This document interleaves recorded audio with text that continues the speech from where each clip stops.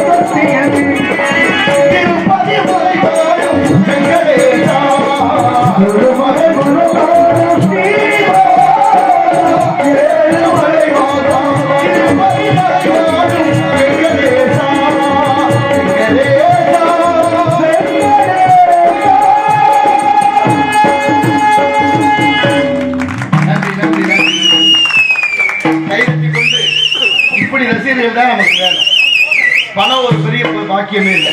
அது ஒரு நல்ல உள்ளங்கள், கலையை ரசிக்கும் உள்ளங்கள். அதை விட கை தட்டுவது எவ்வளவு பெரிய விருது தெரியுமா? இது கை தட்டுவது எங்களுக்கு மட்டும் இல்லை, உங்களுக்கு நல்லது. அமெரிக்கா ஆய்வு பண்ணி சொல்ற ரத்த ஓட்டம் சீராக அமையுமா, மாரடைப்பு நோய் வராதான், ரொம்ப நாளைக்கு நல்லா இருக்கலாமா கை தட்டுவதெல்லாம். இப்ப நல்லா கட்டணுமா வேண்டாமா? எனக்காக இல்லை, உங்களுக்காக. இப்படியும் உலகத்துல நல்ல விஷயங்கள் எல்லாம் நமக்காக கற்பிக்கப்பட்டிருக்கு. திருவிழா வந்தோடனே கும்மி ஓட்டுற வழக்கம் நமக்குள்ள இருக்கு. கும்மி ஓட்டுற வழக்கம் ஒரு வாரம் கும்மி ஓட்டுற பெண்கள், ஆண்கள், பெண்கள் பாகுபாடு இல்லாம சின்ன பிள்ளைல இருந்து பெரிய மனித வரைக்கும் முடிஞ்சவங்க கும்மி ஓட்டுறான். கும்மி ஓட்டுறது விளையாட்டு, ஆனா அதுக்குள்ள ஒரு ஆரோக்கியத்தை கண்டார்கள்.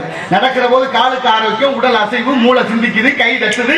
இப்படி அத்தனையும் ஒருங்கே வேலை செய்யும் பொழுது உடல் அசைவுகள், நரம்புகள் எல்லாம் வேலை செய்து உடல் ஆரோக்கியத்தை கண்டார்கள். 100% சக்கரை நோய் வந்துருச்சு.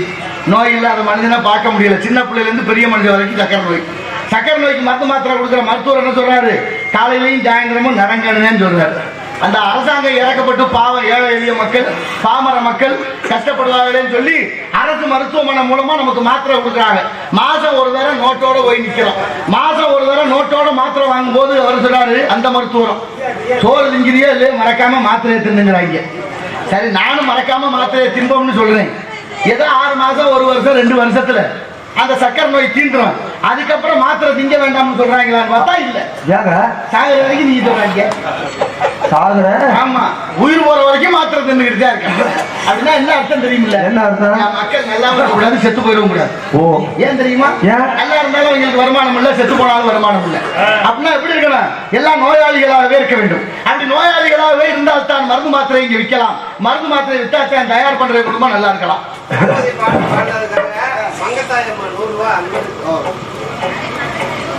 பாடிய பாடலை பாராட்டி மரியாதைக்குரிய பாசமக அன்பு தாயார் மங்கத்தாயம் அவர்கள் ரூபாய் 101, சின்ன மங்கத்தாயம் அவர்கள் ரூபாய் 101 வழங்கி இருக்கிறார்கள். அம்மா அவர்களுக்கும் குடும்பத்தார்களுக்கு நன்றி, உளமார்ந்த வணக்கம். அப்படி மக்களை எல்லாம் வியாபார பண்டமாக கருதிவிட்ட இந்த காலத்திலேயும் இப்படி ஒரு நிகழ்ச்சி வைத்து விடிய விடிய உட்கார்ந்து இருக்கணும் அப்படின்னு நினைச்சா சின்ன விஷயமா? 8 மணி நேரம், அரை மணி நேரம் ஒரே இடத்துல உட்கார்ந்து இருக்க முடியல. இருப்ப கிடக்குது, காலை கிடக்குது, அத்தனை பிரச்சனை வந்துருச்சு. அத்தனைக்கு என்ன காரணம்? சாப்பாடு தான் காரணம். குடிக்கிற தண்ணியோட ஒழுங்கா இல்ல. எங்க போய் சொல்ல? நிலைமை அப்படி போயிடுச்சு. வாடிய பயிரை கண்ட போதெல்லாம் வாடினேன் இறைவா என்று வள்ளலார் பிறந்த பூமி. பயிர் வாடினால் கூட உயிர் வாடியதாக கருதிய மகான் வள்ளல் பெருமானார். அவர் பிறந்தது கடலூர் மாவட்டம். நம்ம வீட்டு வயல்ல பக்கத்து வீட்டு ஆடு மாடு மேய்ஞ்சா கூட நம்ம துடிச்சு போயிடுவோம். காலையில எந்திரிச்சு விவசாயி வயலுக்கு போறவங்க வயல்ல 2 பயிர் மேய்ஞ்சிருந்தா யாரோட ஆடு மாடுன்னு தெரியாம திட்டிக்கிட்டே இருக்குது, உண்டுதானே? ஆனா வயல்ல ஒரு 4 பயிரை மேய்ஞ்ச ஆடு மாடை பார்க்கத்தான் அடிச்சே போட்டுருவோம். அப்படிப்பட்ட கோபம் வர்ற நமக்கு அடுத்த மாசம் அறுக்க வேண்டிய வயலுக்குள்ள வண்டியை விட்டு ஓட்டுற ஒரு வயலும் அதை பத்தி கவலைப்படும். என்ன செய்ய? அதை சொல்லுங்க. சோறு இல்லாம யாரும் வாழ முடியாது. ஆனால் அவங்களும் சோறு தான் வாழ்றாங்க. பாருங்க, நீதி அரசர் தண்டவாணி கண்டிக்கிறார். பசிச்சா சோறு சாப்பிடணும், நிலக்கரியை தின்னுட்டு வாழ முடியாது. வாடிய வயிறை கண்ட போதெல்லாம் வாடுமேன் இறைவா என்று வள்ளலார் பிறந்த பூமியில அடுத்த மாசம் அறுக்க வேண்டிய வயலுக்குள்ள வண்டியை விட்டு ஓட்டுறேன். அவனும் மனிதன் தான், நம்மளும் மனிதன் தான். எங்க போய் சொல்ல? மனிதன் எல்லாம் தெரிந்து கொண்டான், வாழும் வகை புரிந்து கொண்டான். இருந்த போது மனிதனுக்கு ஒண்ணு மட்டும் தெரியல. என்ன தெரியல? கொல்லும் பாம்பின் கொடு விஷத்தை சொல்லிக் கொடுக்க தெரிந்து கொண்டான். குள்ள நெறி போல் தந்திரத்தால் குடியை கெடுக்கவும் தெரிந்து கொண்டான். வெள்ளி பணத்தால் மற்றவரை விலைக்கு வாங்கவும் தெரிந்து கொண்டான். இருந்த போது மனிதனுக்கு ஒண்ணு மட்டும் தெரியும். ஒன்று மட்டும் தெரியும். என்ன தெரியல? மனிதனா வாழ தெரியல. எங்க போய் சொல்ல? மனிதன் எல்லாம் தெரிந்து கொண்டான், வாழும் வகை புரிந்து கொண்டான். தத்துவத்தை முன்னோர்கள் நமக்காக விட்டு சென்றார்கள். ஆனா வள்ளலார் கடைசியா சொன்ன வார்த்தை இப்ப நினைச்சு பார்க்க வேண்டியிருக்கு. கடை விரித்தேன் கொள்வார் இல்லை, வாங்குவார். கடை விரிச்சு வச்சா வாங்க ஆள் இல்ல. அறைக்குள்ள போனார், ஜோதியில் ஜோதியில் ஜோதி ஆனார். ஜோதியே சுடரே சூழலி விளக்கேனார். மேலை வெளியில் ஒளிரும் பரஞ்சுடரே நான் நக்கிறேன். அப்படி நல்ல விஷயத்தெல்லாம் கடைபிடிக்க நாதி இல்லாத காலத்திலே இருந்தாலும் இப்படி பாட்டும் மரமும் மண்புள்ள நாடகமும் நாட்டுக்கு நல்ல பயன்படும் என்றார்கள் முன்னோர்கள். அந்த வழியிலே இந்த இடத்தை பார்க்கின்ற பொழுது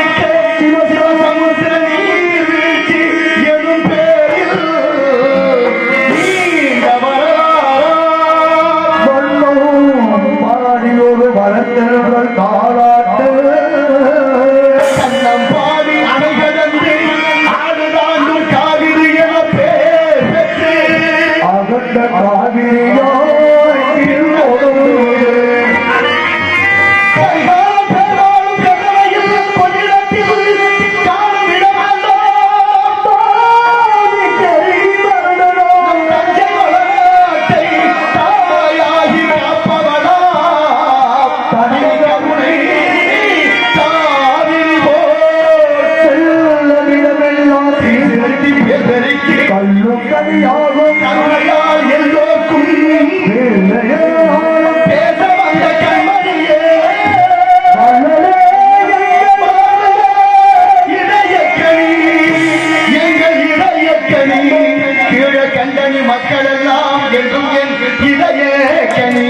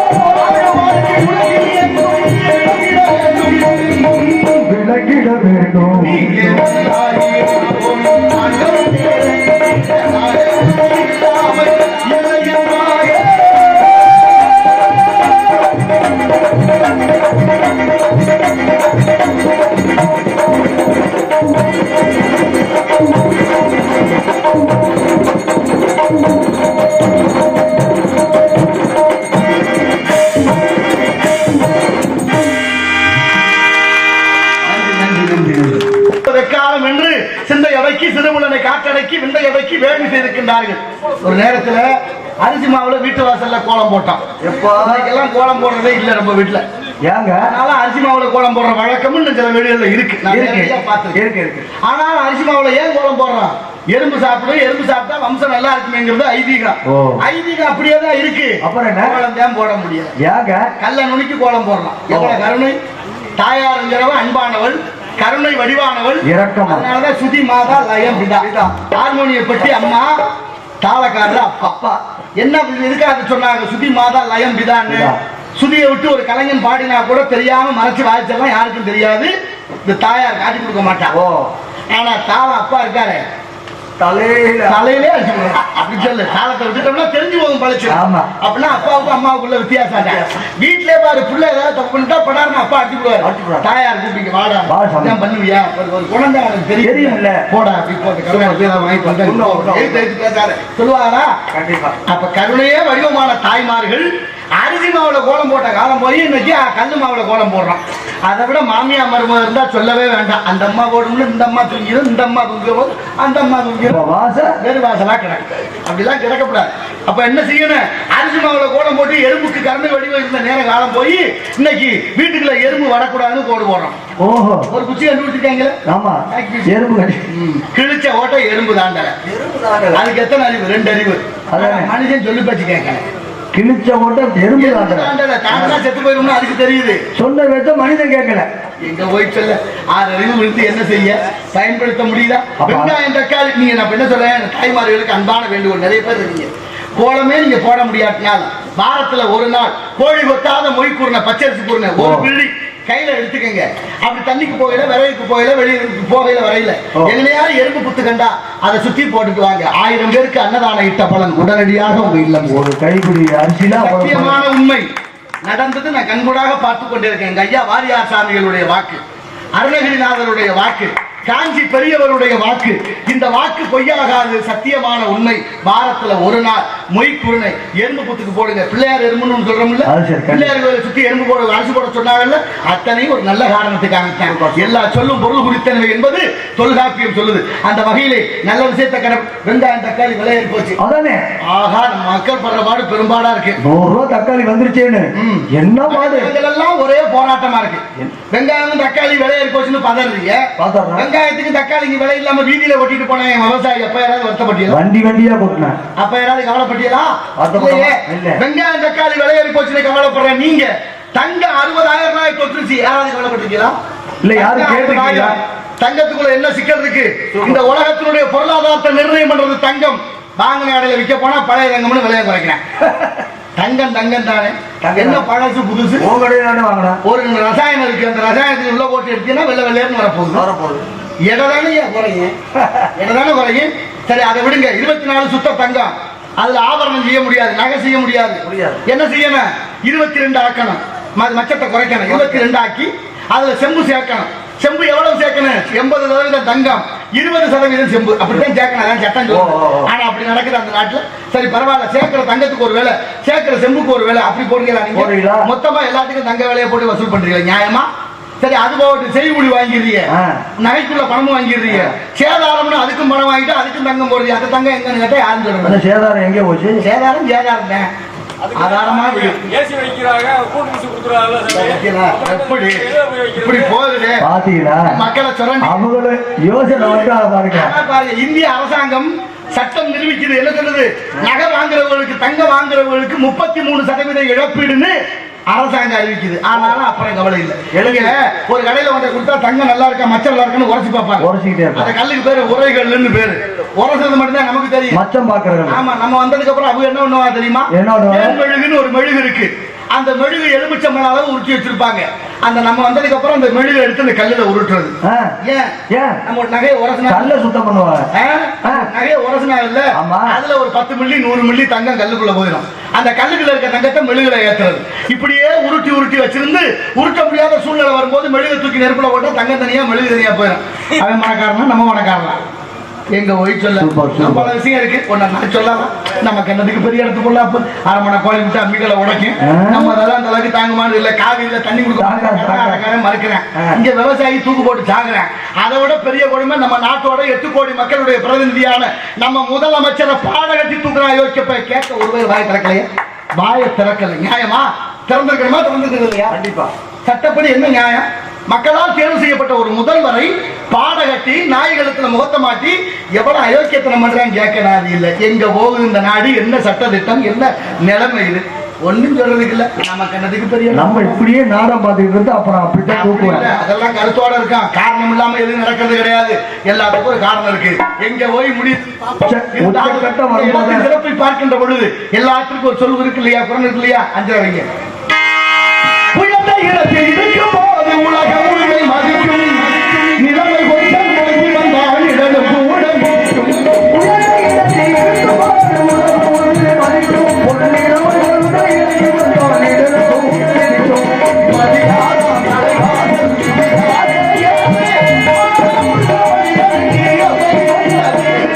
அப்பை உள்ளது அருளக்கம் உள்ளது பரமசிவன் பலத்திலிருந்து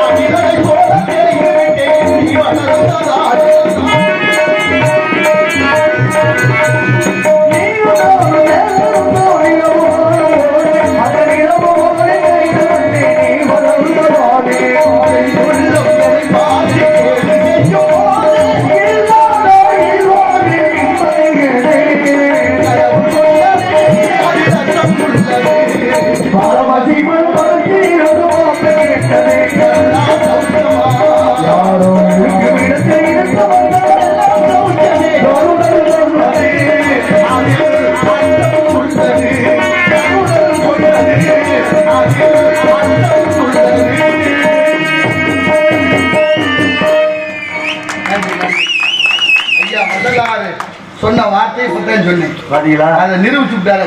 கண்டிப்பா. இருமல் வந்து கருணை உள்ள இருக்குல்ல. இருமல் வந்துருச்சு, தடுமாறி போய் சுத்திப்பிட்டு வர்றேன்னு பார்த்துக்கிட்டு அப்படியே உடனே இருக்கு மாத்திரையை கொடுத்து அது உடனே இந்த மனசுதான் வேற என்ன குறிப்பறிய தன்மை கொடுக்கிற மனசு வேணும். கர்ணன் இருக்கிற போது சாப்பிட்டுக்கிட்டே இருக்கிற போது ஒரு அந்தனை ஒடியாங்க, ஐயா பிள்ளையெல்லாம் தவிக்கிது ஏதாவது கொடுங்க. இடது கையால ஒரு சொம்ப எடுத்து கொடுக்குறாரு. பரிமாறணும் சொன்னா இடது கையால கொடுக்கலாமா? எல்லாருக்கும் தெரியும். கையை கழுவிட்டு வந்து கொடுக்க வேண்டியதானே அப்படின்னு கொடுக்கணும். மனசு வந்துருச்சு. எப்படி கொடுத்தாங்க? நான் எந்திரிச்சு போய் கழுவிட்டு வர்றதுக்குள்ள என் மனசு மாறிட்டா அந்த மனசுதான் கொடுக்கணுங்கிற மனசு வந்தா எவ்வளவா இருந்தா இருக்கிறது கொடுத்துறேன்னு அந்த மனசு தானே வள்ளல் பெருந்தகைன்னு இன்னைக்கு வரைக்கும் கடையாடு வள்ளல் முதல் வள்ளல் தலையாடு வள்ளல் சொல்லிட்டே இருக்கிறாங்க.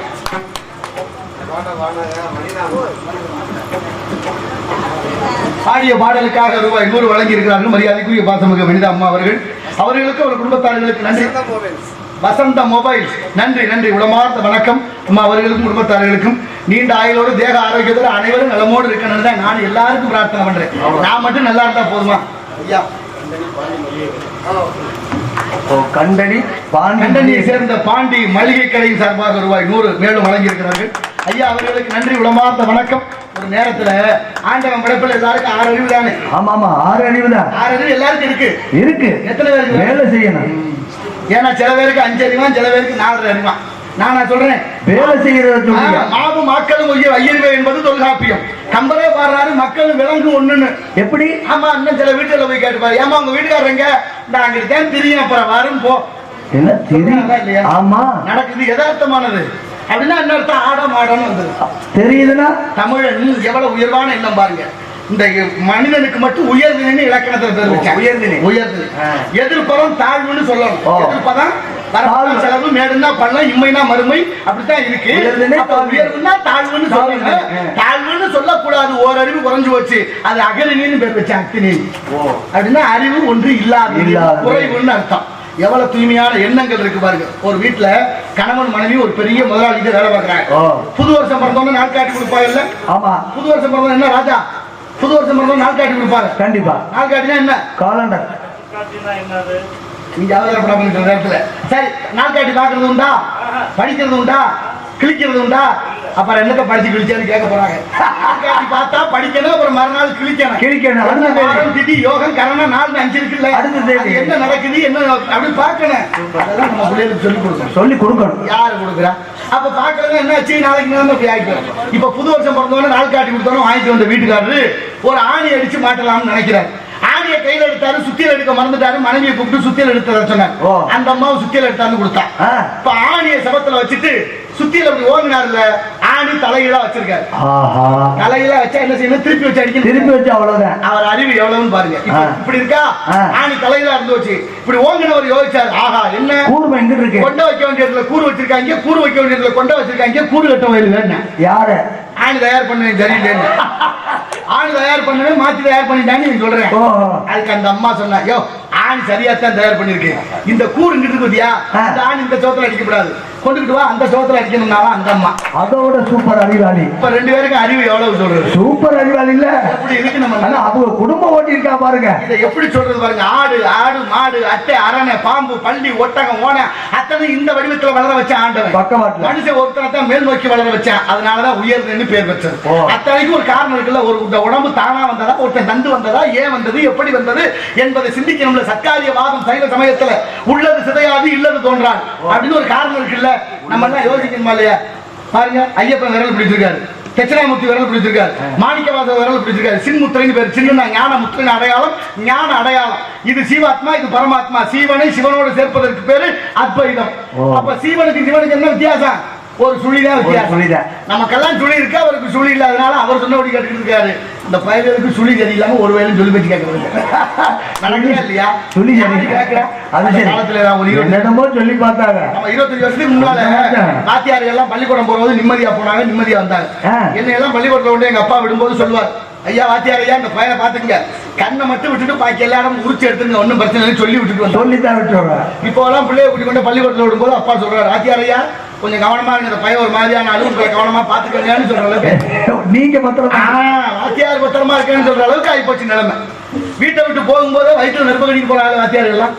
ஏன்னா அந்த பயில கல்ல விட்டு விட்டாங்க, கம்பெடுத்து அடிப்பாங்க, பட்ட பேர் வைக்காங்க, என்ன வேணாலும் நடக்கும். எப்ப என்ன நடக்கும்? வாத்தியாரா ஒரு 10 நாளைக்கு முன்னால காரைக்குடி, சிவகங்கை மாவட்டம் காரைக்குடி சங்கராபுரம் ஊராட்சியில ஒரு பள்ளிக்கூடத்துல ஆசிரியர் பெருந்தகை ஒரு பெண் ஆசிரியை பாடம் நடத்தி கொண்டிருக்கிறார். பின்பக்கமாக 4 பயில ஆட்டம் போட்டுக்கிட்டு திரும்பி உட்கார்ந்துக்கிறாங்க. அந்த பக்கம் என்ன போக்கு? பாடம் நடத்திக்கிட்டு இருக்கும் 12ஆம் வகுப்பு தேர்வு எழுத வேண்டிய பிள்ளைகள் 12ஆம் வகுப்பு தேர்வை முடிச்சுட்டு பள்ளிக்கூடத்தில் இருந்த உபகரணங்கள் ஆகிய மேசை, நாற்காலி, மின்விசிறி, கண்ணாடி அத்தனை உடைத்து துவசம் செய்து விட்டு செல்கிறார். மாணவ சமுதாயம் சரியாக பயணிக்கிறதா என அறிவார்ந்த தமிழ் சமூகம் சிந்தித்து பார்க்கணும். எங்க போய்கிட்டு இருக்கு இந்த சமுதாயம்? நினைச்சு பார்த்தீங்களா என்ன நடக்குதுன்னு? அதுல நம்ம நாட்டோட தேசிய கீதம் ஜனகன மன எழுதிய ரவீந்திரநாத் தாகூர் லண்டன் போறார். லண்டன் போற போது 5 வயது பிள்ளைகள் படிக்கிற பள்ளிக்கூடத்துக்கு போறாரு. அந்த மாணவர்களை பார்த்து ஒரு கேள்வி வைக்கிறார். மாணவர்களே, என் சட்டப்பையில் ஒரு பேனா இருக்கு, 5 ரூபாய்க்கு வாங்கினேன், 10 ரூபாய்க்கு வித்தா என்ன கிடைக்கும்? நம்ம எல்லாம் என்ன சொல்லுவோம்? 5 ரூபாய் லாபம்னு சொல்லுவோம். ஏன்னா நம்ம அப்படித்தான் படிச்சோம், நமக்கு அப்படித்தான் சொல்லிக் கொடுக்கப்பட்டது. ஆனா அந்த மாணவர்கள் அப்படி சொல்லல. எப்ப ரவீந்திரநாத் தாகூர் காலத்திலேயே அப்பவே பிள்ளைகள்லாம் சொல்லுது, பெரியவரே 5 ரூபாய்க்கு வாங்கின பேனாவை நீங்க 10 ரூபாய்க்கு வித்தீங்கன்னா எங்க நாட்டுல உங்களுக்கு 6 மாதம் சிறை தண்டனை என்பது. அது பாடமா இது பாடமா? எப்படி எப்படி சொல்றது? எது சரியா இருக்கு? சரியா இருக்கா நம்ம சிந்திச்சு பார்க்கணும். நம்ம எல்லாம் படிக்கும்போது ஒரு பாடம் தெரியுமா? பாட்டி வடை சுட்டாங்க. ஆமா, 1வது 2வது எல்லாரும் படிச்சிருப்பா. பாட்டி வடை சுட்டாங்க. பாட்டி வடை சுடுவா. ஒரு காக்கா ஓடியாந்து பாட்டிக்கு தெரியாம வடையை தூக்கிட்டு ஓடி போயிடும். அது போய் மரத்து மேல வச்சிருக்கோம். அங்கே ஒரு நரி வரும். நரி வந்து காக்காயை பார்த்து சொல்ல, நீ ரொம்ப அழகா இருக்கிற, உன் குரல் ரொம்ப இனிமையா இருக்கா, எல்லாரும் பேசிக்கிறாங்க, நானும் கேட்கிறேன், ஒரு பாட்டு பாடுங்க. காக்கா வாயை பழந்துரும், வடை கீழே விழுந்துரும், வடையை தூக்கிட்டு நரி ஓடி போயிடும். ஓ, இதுதான் பாடம். இதை படிச்ச நம்ம எப்படி இருப்போம்? சொல்லி கொடுத்துருக்காங்க. காக்கையை ஏமாத்த காக்கைக்கு சொல்லி கொடுத்து, காக்கையை ஏமாத்த நரிக்கு சொல்லி கொடுத்து, அதை படிச்சுட்டு மனிதன் எவனும் உண்மையா இல்ல, ஒருத்தன் ஏமாத்திட்டு மனுஷன் சாப்பிடுறான்டா தம்பி பயலே, மாறுவதப்போ தீர்வதப்போ நம்ம கவலை. இந்த ஏழை எளிய மக்களுக்கு வாழ்வு உண்டா, அதற்கான இயக்கங்கள் உண்டா, அதுதான் யோசிக்க வேண்டிய விஷயம். இதே கதை சைனாவுல இருக்கு. சீனாவுல கதை இதே கதை. அங்கேயும் பாட்டி வடை சொல்றா. அங்கேயும் ஒரு காக்கா வருது. காக்கா திருட சொல்லி கொடுக்கலாம். எப்படி வச்சிருக்கான் பாருங்க. பாட்டிகிட்ட போய் காக்கா பேசுது, பாட்டி பசிக்குது, வடை இருந்தா தர்றியா, பசிச்சா கேட்கலாம்னு சொல்லி கொடுக்குறேன்.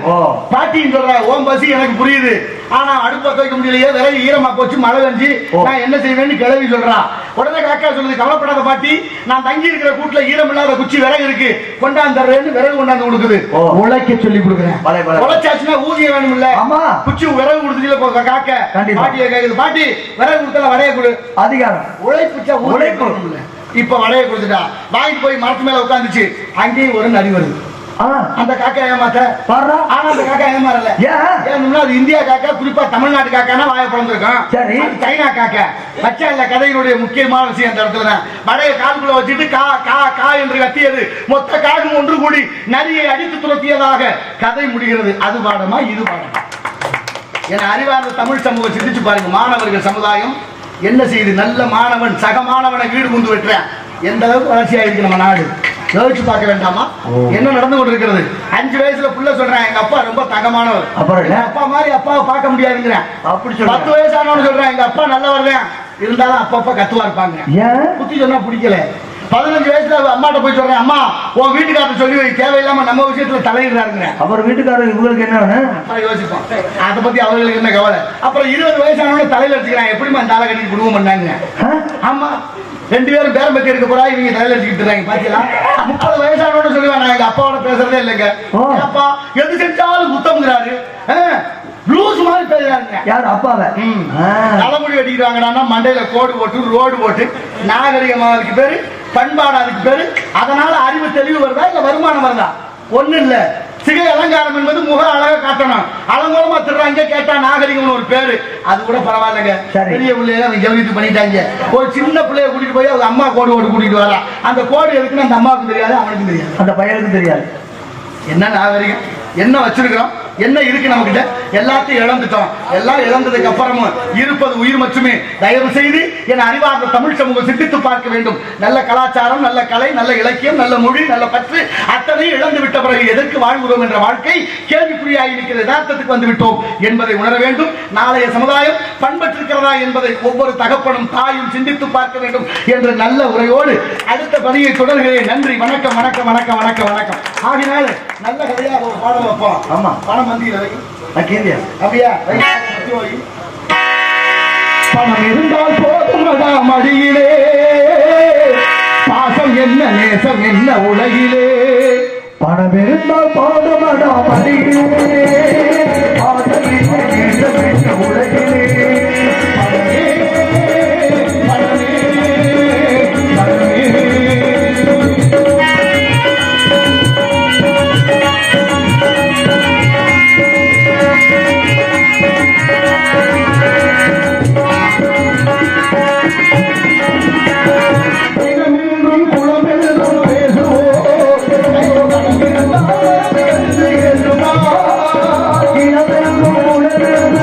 Oh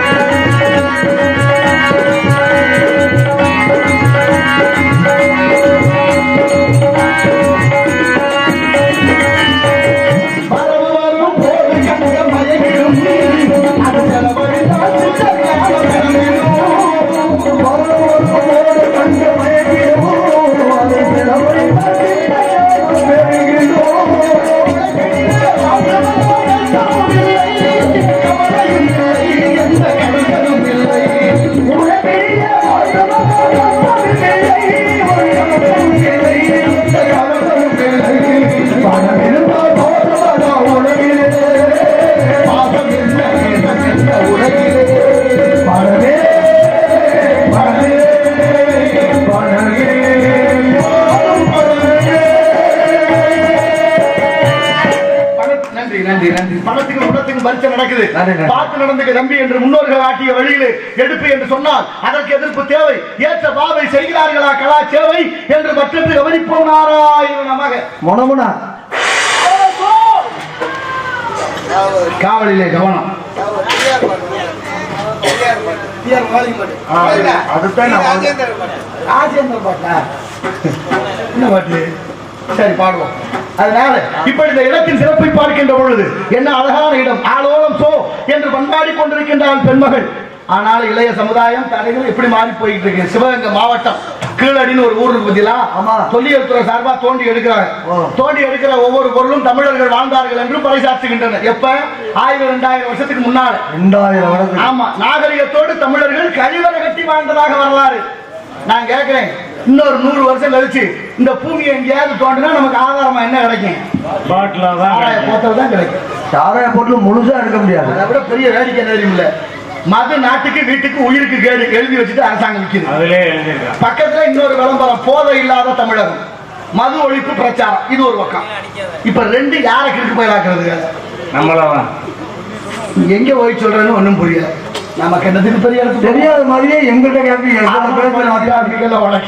ஒன்னும் சொல்றதுக்கு இல்ல. கம்மாக்கில பாட்டுல, கரையில பாட்டுல, வயலுக்குள்ள பாட்டுல, வரப்புல பாட்டுல, சாலையில பாட்டுல, பாலக்கடையில பாட்டுல, வீட்டுக்குள்ள பாட்டுல, வெளியில பாட்டுல, ஒரு இடம் பாக்கி இல்ல. குடிக்கிற பெருமக்களை உங்களை குடிக்க வேண்டாம்னு சொல்ல நான் வரல. உங்க காலில் விழுந்து கேட்டுக்கிறேன், அந்த போட்டலை கண்ட இடத்துல போட்டு உடைக்காதீங்க. நாளைக்கு நீங்க மிதிக்கலாம், உங்க உறவினர்கள், சொந்த பந்தம், தாய புள்ள, அக்கா தங்கச்சி யாரோ ஒருத்த மிதித்தால் விளைவு என்னாகும்? நம்மளை விடுங்க. ஆடு மாடு நடக்க நீதி இருக்கா? 100 நாள் வேலைக்கு போன என் தாய் காலில் பீங்கான் வெட்டி எத்தனை பேர் மருத்துவமனையில் இருக்கிறார்கள் என்ற செய்தி தெரியுமா? எங்க போகுது இந்த நாடு? மக்கள் தறிகட்டு போகுது. ஒரு சின்ன பையன் ஒரு போத்தலை மேல தூக்கி போட்டு இன்னொரு போத்தல அடிக்கிறேன், செதறி விழுகுது. செதற கண்ணாடி துண்டு கண்ணுல விழுந்தா கண்ணு பழுது. ஆனாலும் அதை பத்தி யாருக்கும் கவலை. இந்த நாட்டுல ஆண் முடிச்சாச்சு, பெண்ணு முடிச்சாச்சு. பள்ளிக்கூடத்துக்கு போற மாணவ மாணவிகள் சீருடையோடு குடித்து விட்டு பேருந்து நிலையங்களில் மயக்கமுற்று விழுகிறார்களே, உங்களுக்கு நெஞ்சு பதறலையா? எல்லாருக்கும் குடும்பம் இருக்குல்ல, இருக்குல்ல, எல்லாருக்கும் எதிர்காலம் ஒண்ணு இருக்கு. அதை பத்தி யாருக்கு அது கவலை இருக்கா?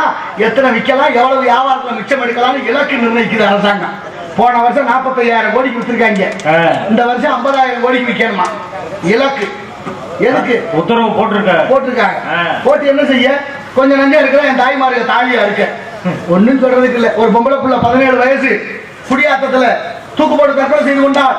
தூக்கு போட்டு இறந்த குழந்தை எழுதி வச்ச கடிதம் என்ன தெரியுமா? எங்க அப்பாவை குடிக்க வேண்டாம்னு சொல்லுங்க. எங்க அப்பா குடிக்காம இருந்து என் குடும்பம் நல்லா இருந்தா இந்த ஆத்மா சாந்தி அடையும். எங்க அப்பாவை குடிக்க வேண்டாம்னு சொல்லுங்கன்னு எழுதி வச்சுட்டு செத்து போனாலே இந்த பாவங்களும் உங்களை சும்மா விடுமா ஐயா? மனசாட்சிக்கு செய்கிற வேலையை தனிகட்டு போய் தெரியுது. நியாயமே இல்லாம நடக்கிற இந்த கொடுமையை எங்கனையும் கால் வைக்க முடியலையே. டாஸ்மாக்னு பேரு. டாஸ்மாக்னா என்ன அர்த்தம்? நுகர்பொருள் வாணிப கழகம் அர்த்தம். நுகர்பொருள் வாணிப கழகம்னா என்ன விற்கணும்? அரிசி பருப்பு உணவு பொருள் விற்கணும். அரசாங்கமே சாராயம் விற்குது. கேட்க முடியுமா? கேட்டுட்டு தான் இருக்க முடியுமா? காட்சி விட்டா கள்ள சாராயம், அரசாங்கம் விட்டா நல்ல சாராயம். அது நல்ல அவ்வளவு ஒன்றும் சொல்றதுக்கு இல்லை. அதுலயே அமைச்சர் ஒருத்தர் சொல்றாரு, காலையில குடிக்க போறவங்கள குடிகாரன்னு சொல்லப்படாதான். அவருக்கு நெஞ்சு வலி இருந்திருக்கிறது. ஆமாங்க, குடிகாரன்னு சொல்லப்படாது. மது பிரியர்களாம். மது பிரியர்கள். குடிபோதையில திருவனுக்கு மது பிரியர்னு பேர் வச்ச நீங்க என் தாய்மார்களை சின்ன பிள்ளைகள் கெடுத்து கொள்றாங்க. அவங்களுக்கு காம பிரியர்னு பேர் வைப்பீங்களா? எப்படிதான் குடிக்கிறீங்க? நியாயமா? மனசாட்சி உள்ளவன் செய்கிற வேலை இதுக்கு செய்யும் போது அதுக்கு செய்ய மாட்டாங்க. அறிவாளிய கூட இங்க நிறைய இருக்காங்க. ஒன்னும் சொல்றதுக்கு இல்ல. நமக்கு என்னதுக்கு பெரிய இடத்து கொள்ளாப்பு ஆரம்பண கோழி முட்டை அம்மிகளை உடைக்க ஆலோலம் சோ என்று பண்பாடி கொண்டிருக்கின்றால் பெண்மகள் என்ற காரணத்தினாலே அந்த நானும் உந்தன் உறவை என்று பார்ப்போம்.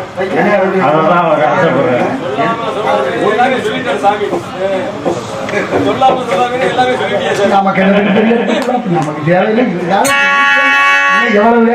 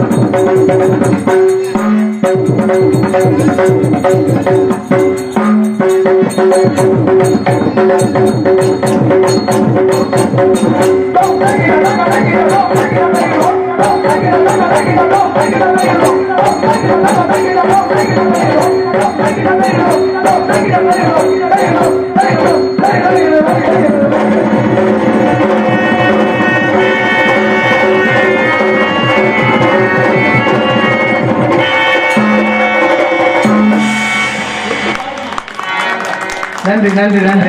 இந்த பாடுறதே இல்லை, இந்த பாடுறதை எல்லாம் விட்டுட்டு நான் வேற வழியில போயிட்டு இருந்தாலும் அன்பு அண்ணனுடைய வேண்டுகோளுக்கு இணங்க தெரிந்தவரை பாடியிருக்கிறேன். நன்றி நன்றி. இந்த இடத்தின் சிறப்புகளை பார்க்கின்ற ஒரு காலதாமதம் காரியத்திற்கு கேடு. காலம் கடந்து போய்கிட்டே இருக்கிறது. காலதாமதம் காரியத்துக்கு கேடு இல்லையா? முருகப்பெருமானுடைய விழா, அதுவும் முருகனுக்கு கல்யாணம். கந்தப்பெருமான் இந்த குறிஞ்சிகள கடவுள். அந்த முருகனுடைய திருமணத்தை இங்க நடத்தி வைக்க வந்த நானே காலத்தை கடத்தக்கூடாது என்று நினைக்கிறேன்.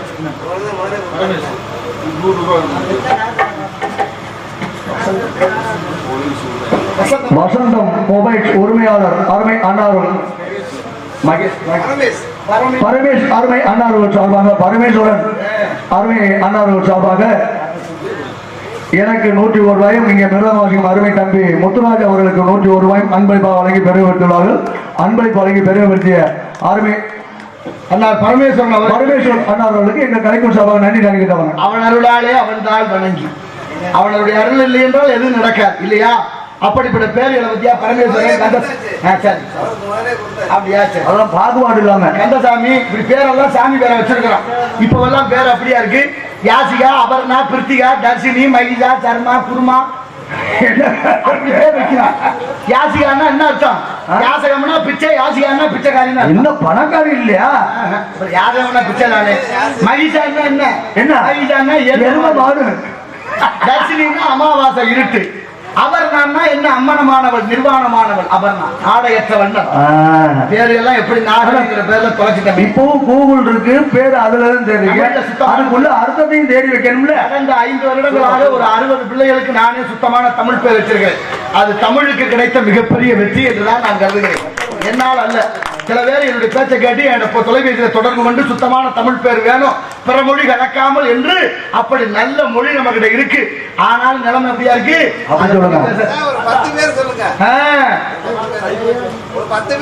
தமிழ் பேர் தமிழ் நிறைய இருக்கு. நீங்க தமிழ் பேர் வேணும்னா என்ன தொடர்பு கொள்ளுங்க, நான் உங்களுக்கு அனுப்புறேன். ஒன்றும் பிரச்சனை இல்லை. என்ன எழுத்துன்னு சொல்லுங்க, அதுல இருந்து தேடி எடுத்து கொடுப்பா. நட்சத்திரத்தான பேர் வைக்கிறாங்க. அந்த நட்சத்திரத்திலேயே தமிழ் பேரை வைக்கலாம், சுத்தமான தமிழ் பேர் வைக்கலாம். ஏன் இப்படி மாறி போய் தெரியுமில்ல? பிள்ளைய நம்ம விட்டு பேர் வைக்க இன்னொருத்த போனா அவன் பார்த்த வேலை வரலாம். ஒன்றும் சொல்றதுக்கு இல்லை, என்னமோ நடக்குது. ஆனா தமிழ் அவள் அழகான மொழி. யாமறிந்த மொழிகளிலே தமிழ் மொழி போல் இனிதாவது எங்கும் காணும் என்றார் எட்டயபுரத்து முண்டாசி கவிஞன், மீசை கவிஞன் பாரதி.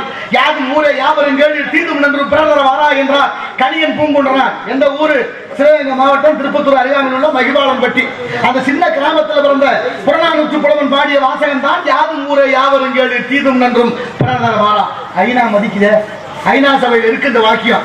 ஐநாவில் கொண்டு சேர்த்தது யாரு? 77வது ஆண்டு சுதந்திரம் கொண்டாடிட்டோம். எத்தனையோ ஜனாதிபதிகள் இருந்திருக்கிறாங்க, இருப்பார்கள். எந்த ஜனாதிபதிக்கும் அந்த அக்கறை வரல. காரணம், நமது பக்கத்து மாவட்டமான ராமநாதபுரம் மாவட்டம் ராமேஸ்வரத்தில் பிறந்த முன்னாள் ஜனாதிபதி ஐயா அப்துல் கலாம் ஐயா தான் முழங்கினார் யாதும் ஊரே யாவரும் கேளு என்ற வாசகத்தை. ஐநா மதிக்குது, மிரண்டு போயிட்டான். அவனுக்கு தெரியுது தமிழ் மொழியினுடைய சிறப்பு என்னன்னு. அவன அமெரிக்கா நீர் அருவி நயாகரா உள்ள நுழைய போது வச்சிருக்கான் நல்வரவுன்னு தமிழ்ல. அவங்களுக்கு தெரியுது தமிழ் மொழியினுடைய சிறப்பு. சர்வதேச பல்கலைக்கழகம் யாதும் ஊரே யாவரும் என்ற வாசகத்தை 2 மொழியில வச்சிருக்காங்க. ஒன்னு அவர்கள் மொழி, இன்னொன்று நமது மொழி, தாய்மொழி தமிழ். அவர்களுக்கும் தெரியுது தமிழ் மொழியினுடைய சிறப்பு என்னன்னு. செருசலேம் கிறிஸ்தவர்களுக்கு ஓந்த இடம். 10 கட்டளையை மொழிபெயர்த்து உலக மொழிகளிலே தேர்வு செய்ததில் நிறைவாக நம்ம மொழி, தாய்மொழி தமிழ் இன்னைக்கு முதலாவதாக இருக்கு கல்வெட்டு செருசலத்துல. அவர்களுக்கும் தெரியுது தமிழ் மொழியினுடைய சிறப்பு என்னன்னு. என்ன ஒரு ஆச்சரியம்! லண்டன்ல பசுமாடு அம்மானு கத்துதான். என்ன சொல்றீங்க? ஆமா, லண்டன் மாடுன்னா அம்மானு கத்தலாமா? அது எப்படி? அது மம்மின்னு கத்திருக்கானு இல்லைன்னா மதர்ன்னு கத்திருக்கான். ஆமா, மதர் அம்மானு கத்திருச்சே. என்ன ஆச்சரியமா இருக்கு? என்ன ஆச்சரியம்? அதானே. ஏன்னா தமிழ் மொழியுடைய சிறப்பு லண்டன் மாட்டுக்கு தெரிஞ்சிருக்கு. லண்டன் மாடு தமிழை மதிக்குது. ஆனா தமிழ்நாட்டுல பல எரும மாடுகள் தமிழ்னு தொலைச்சி எழுத மிச்சம் ஒண்ணும் இல்ல. தமிழ நாட்டிலையும் தமிழ் இல்ல, தமிழ வீட்டிலையும் தமிழ் இல்ல, தமிழ நாட்டிலையும் தமிழ் இல்ல. நெல்லு, அரிசி, சோறு 3 வார்த்தை இருக்கு. எனக்கு நேரம் பத்தாது.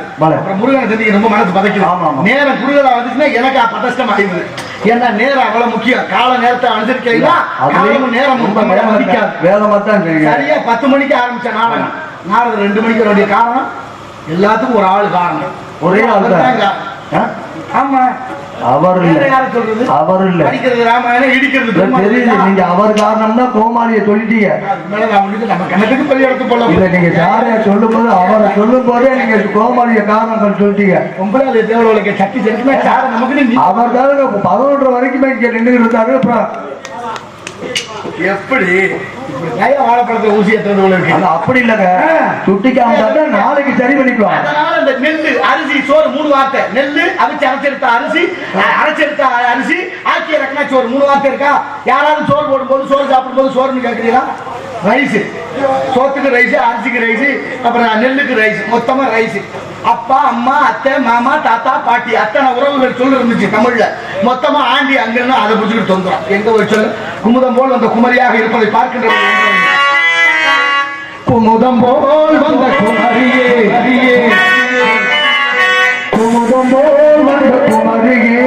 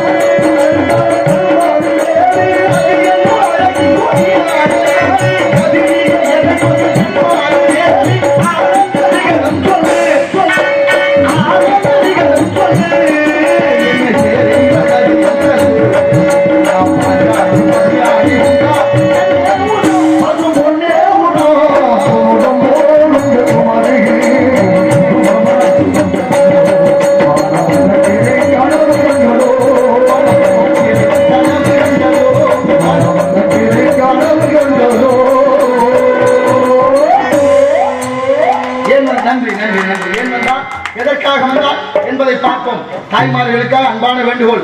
நாட்டுல உப்பை கூட விட்டு வைக்கல ஒருத்தங்க. உப்பு கூட உப்பா இல்ல நம்ம கிட்ட. ஒரு நேரம் கடற்கரையில உப்பு வண்டியா வந்து வித்துச்சு. உப்பு வண்டியா வந்துச்சு இல்ல. அப்போ வாங்கி சாப்பிடுறது யாருக்கு எந்த பிரச்சனையும் இல்ல. எந்த வியாதி? மளிகை கடை வாசல்ல 2 மூடை உப்பு இருந்துச்சு. இன்னைக்கு மளிகை கடை வாசல்ல உப்பு மூடை இருக்கா ஐயா? இல்ல. உப்பு மூடையா இல்ல. அதனாலதான் கேட்கிறேன்.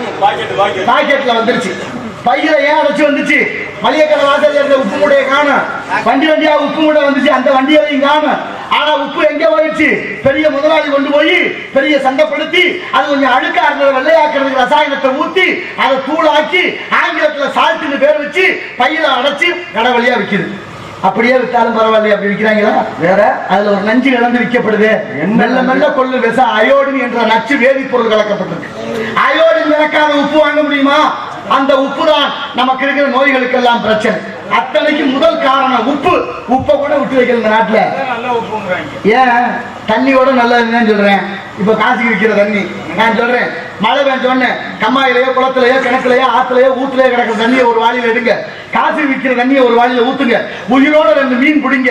2 தண்ணியிலையும் உயிரோட மீனை போடுங்க. எந்த தண்ணியில மீன் வாழுதோ அந்த தண்ணி உங்க உடம்புக்கு நல்லது. எந்த தண்ணியில மீன் சாகுதோ அந்த தண்ணியை குடிக்கக்கூடாது. இதை விட என்ன வேணும்? அத்தனையும் தப்பு தப்பா கற்பனை பண்ணி வியாபார பொருளாக்கி வச்சுட்டாங்க. எங்க போய் சொல்ல? சின்ன பிள்ளைய நம்மளை விடுங்க. நமக்கு கீழே வரக்கூடிய சந்ததி எப்படி வாழ போகுது? உப்புனால வர்ற பிரச்சனை. இன்னைக்கு உப்பு அதிகமா குடிப்பட்டு என்ன கெடுது? சிறுநீரகம் கெடுது. சிறுநீரகம்னா கிட்னி கெட்டு போகுது. கிட்னியை காப்பாற்ற என்ன மருந்து? நமக்கு ரொம்ப அருமருந்தா இருந்துச்சு. 2 பேரும் பேசிக்கிட்டா என்ன பேசுனா ரொம்ப ரொம்ப பைத்தியல. ஆமா சொன்னேன். உப்பு இல்ல. சுரக்காய்க்கு உப்பு இல்ல. சுரக்காய் சாப்பிட்டா நமக்கு உப்பு இல்ல. உடம்புல உப்பு இல்ல. சுரக்காய் குண்டிச்செடி மாதிரி இருந்துச்சு. இப்ப சுரக்காய் புடலங்க மாதிரி இருந்துச்சு நீளமா. அப்ப எல்லாத்தையும் தப்பு தப்பா கொண்டு வந்தானே. அனைத்து மரபணு மாற்றப்பட்டு விட்டது. அரிசி கூட 100 கிலோவுக்கு 1 கிலோ செறிவூட்டப்பட்ட அரிசி ரேஷன் அரிசி கேட்டாச்சு. அது என்ன செய்ய போகுது? என் தாய்மார்கள் அத்தனை பேருடைய கற்பப்பையை பாதிக்க போகுது.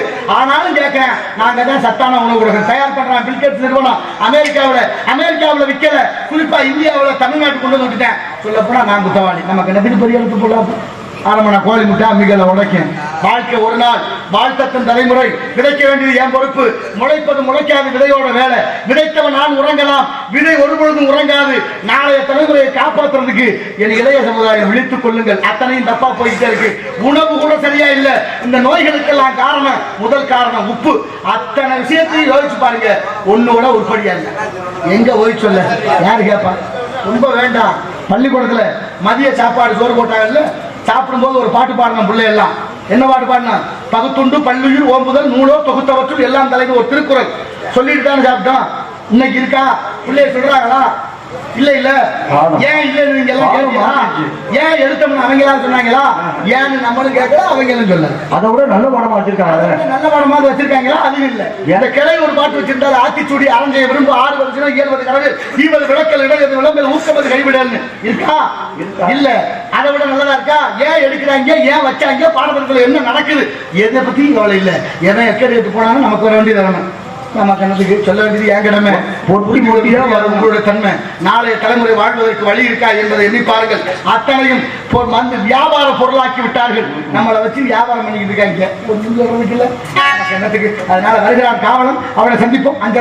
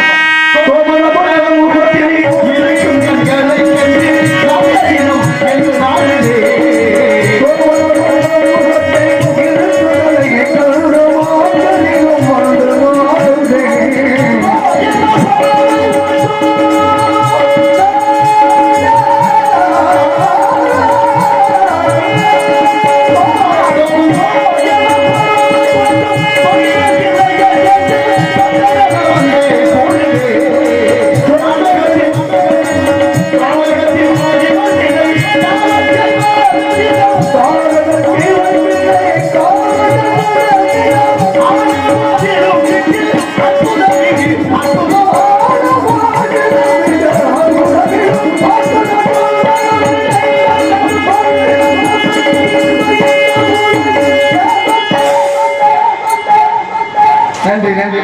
காவலன் அவனை சந்திப்போம். வாடிய பயிரை கண்ட போதெல்லாம் சொன்ன பயிர் வாடினா ஒரு உண்மையான விஷயம் என்ன தெரியுமா? இந்த பூமியிலே 1 கோடியே 35 லட்சம் உயிரினங்கள் உண்டு.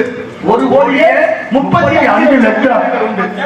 மொத்த உயிரினங்களிலே மனிதனும் ஒரு உயிரினம். அவ்வளவுதான், வேற ஒண்ணும் இல்லை. தனியா ஒண்ணு சிறப்பெல்லாம் கிடையாது. மனிதனுக்கு 6வது அறிவு சிந்திக்கிற அறிவு ஒன்று இருக்கு. அவ்வளவுதான். ஆனா மொத்த உயிரினங்களிலே மனிதனும் ஒரு உயிரினம். ஆனா மனித இனம் நிம்மதியா வாழணும்னா பறவைகள் நிம்மதியா இருக்கணும். பறவைகள் மட்டும் இல்லை என்றால் மனித இனம் 25 நிமிடத்தில் அழிந்து போகும் என்று ஆய்வாளர்கள் புராணங்கள் அத்தனையும் சொல்லுது. பறவைகள் இல்லைன்னா 25 நிமிஷம் தான் உலகத்துல மனிதனை வாழ முடியாது. பறவைகள் மட்டும் இல்லைன்னா அப்புறம் ஏன் நான் பெரிய ஆளுன்னு சொல்றேன். அதெல்லாம் ஒண்ணு இல்லை. மனிதன் எல்லாம் நிம்மதியா வாழணும்னா பறவைகள் நிம்மதியா இருக்கணும். ஏன் தெரியுமா? இந்த நாட்டுல பூச்சிகளும் வண்டுகளும் புழுக்களும் விஷ வண்டுகள்லாம் நிறைய இருக்கு. அத்தனையும் படையெடுத்து நம்மளை கொண்டுரும். நம்ம தப்பிக்கவே முடியாது. அதையெல்லாம் கொஞ்சம் கொஞ்சமா அழிச்சுக்கிட்டே இருக்கிறது பறவைகள். நீங்க உதாரணத்துக்கு கொஞ்ச நாளைக்கு முன்னால வெட்டில் பூச்சி படையெடுத்து வந்துச்சு பார்த்தீங்களா? அது மாதிரி படையெடுத்து வந்துடும். அப்ப பறவைகள் இல்லை என்றால் மனிதர்கள் வாழ இயலாது. ஆக பறவைகள் வாழ வேண்டும் என்றால் மரங்கள் உருப்படியா இருக்கணும். மரங்களை வெட்டினா நமக்கு தேவை மரம், அதுக்கு வீடு. ஒரு பறவைகளுடைய வீட்டை அழித்துக் கொண்டிருக்கிறோம். மரம் வளர்ப்போம், மழை பெறுவோம். மழை இருந்தால் மழை வரலாம். இங்க மரமும் உருப்படியா இல்ல, மலைகளும் உருப்படியா இல்ல, உடச்சு அழிக்க. அப்ப இறைவன் எவ்வளவு பெரிய ஆளு. சட்டம் எப்படி சொல்லுது பாருங்க. சட்டம் யாருக்கு? எல்லாருக்கும் சட்டம் பொதுவா இருக்கு. சட்டப்படி செஞ்சா தப்பு கூட செய்யலாம். சட்டப்படி செஞ்சா தப்பு கூட செய்யலாம். தப்பு செஞ்சாலும் தவறான எண்ணம் தான் இருக்கக்கூடாது மனசுல. நீங்க அதுக்கு மேல ஒரு அடி கூட போயிருக்கீங்க. தப்ப கூட சட்டப்படி செய்யலாம்னு ஏன் சொல்றேன் தெரியுமா? ஊருக்குள்ள சீட்டாடுனா புடிச்சு கொண்ட உள்ள வைக்கும் காவல்துறை. ஆமா, அது தப்பு. தப்பு தப்பு சூதாடுற தப்புன்னு தப்பு. ஆனா அதே சூதாட்டத்தை ஆன்லைன் ரம்மின்னு விளையாடுனா கண்டுகளை வருவாங்க. அவன் பொட்டி பொட்டியா கொடுத்துருக்கான் சும்மா. அதுல காவல்துறை அதிகாரியோட செத்து போனாங்க. என்ன பண்றது? வருகிறான் காவலன், அவனை சந்திப்போம். பிறகு நமது கழகத்தை பற்றி சிந்திப்போம். நாராயண